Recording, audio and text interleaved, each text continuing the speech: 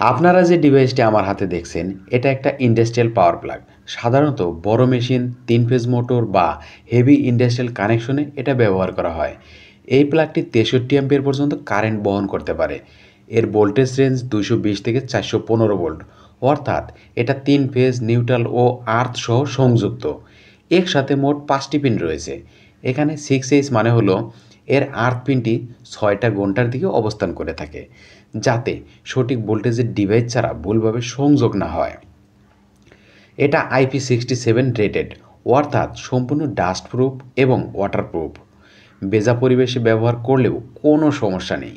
এটা তৈরি করা হয়েছে আন্তর্জাতিক মান অনুসারে, তাই এটা নিরাপদ ও টেকসই। আপনি যদি কোনো ফ্যাক্টরি, জেনারেটর বা টেক্সটাইল মেশিনে কাজ করে থাকেন, তাহলে এই ধরনের প্লাগ আপনার কাজে লাগবেই। আপনার ফ্যাক্টরিতে কি এই ধরনের ইন্ডাস্ট্রিয়াল প্লাগ ব্যবহার হয়? নিচে কমেন্ট করুন।